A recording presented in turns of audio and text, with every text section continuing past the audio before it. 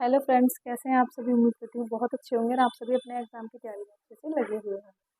देखिए, जो भी बच्चे कंफ्यूज थे कि दिल्ली पुलिस का एग्ज़ाम अब एडीक्यूटी कराएगी तो किस टाइप का एग्ज़ाम आएगा, इसीलिए कल मेरा सीजीएल का एग्ज़ाम था। मेरी कुछ भी प्रिपरेशन नहीं थी, लेकिन मैं वो एग्ज़ाम देने गई ताकि मैं ये एनालिसिस कर पाऊँ कि किस टाइप के क्वेश्चन आ रहे हैं या स्टेटमेंट वाइज क्वेश्चन ज़्यादा पूछे जा रहे हैं या नहीं।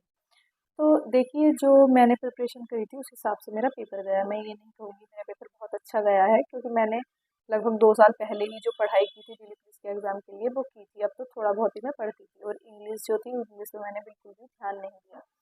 तो जो मैं आपको बताती हूँ, रीजनिंग रीजनिंग तो इतनी ईजी थी सच में। जिस बच्चे ने कभी नॉर्मल भी रीजनिंग पढ़ी होगी या नहीं भी पढ़ी होगी वो भी आराम से रीजनिंग कर सकता था। रीजनिंग बहुत ज़्यादा ईजी थी। 25 क्वेश्चन थे और बहुत कम टाइम में ही हो गए थे। उसके बाद मैंने अटेम्प्ट किया था जीएस।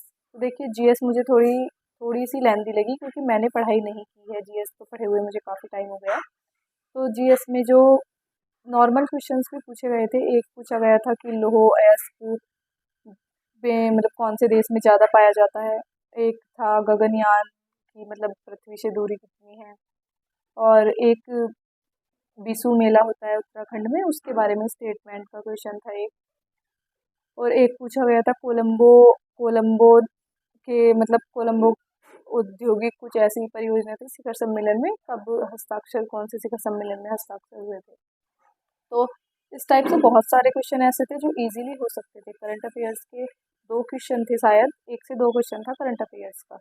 और हिस्ट्री का क्वेश्चन एक क्वेश्चन था, बहुत ज़्यादा इजी था हिस्ट्री का क्वेश्चन। उसमें वो मिलाने के लिए पूछा गया था कि कौन कौन सा जो शासक था वो संस्थापक था कौन से वंश का, वो पूछा गया था। और 1-2 स्टेटमेंट के क्वेश्चन थे, ज़्यादा क्वेश्चन नहीं थे, 1-2 ही थे स्टेटमेंट के क्वेश्चन। 2 क्वेश्चन इकोनॉमिक्स से आए थे। तो ज़्यादा हार्ड मैं जीके को नहीं बोलूँगी, क्योंकि जब 10 से 12 क्वेश्चन तो मेरे ही सही हो सकते हैं बिना पढ़े, तो फिर पढ़ने वाला बच्चा तो आराम से 18-19 तक आराम से कर सकता था जीएस में। इस टाइप का जीएस आया था जो 17 तारीख के सेकंड शिफ्ट का एग्ज़ाम में बता रहे हैं।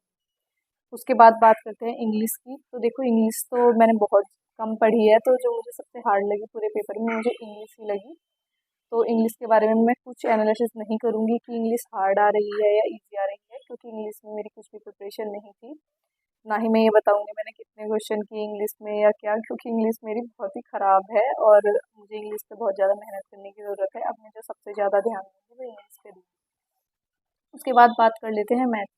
मैथ में जो बेसिक मैथ था अर्थमेटिक वाला वो मैंने पूरा अटेम्प्ट किया, लेकिन जो 7 से 8 क्वेश्चन थे वो एडवांस मैथ के थे। एडवांस मैथ मैंने अभी तक कभी पढ़ा नहीं है, लेकिन वो जो भी क्वेश्चन थे वो एडवांस मैथ के, वो ईजी थे, ज़्यादा हार्ड नहीं थे, फॉर्मूला बेस्ड क्वेश्चन थे।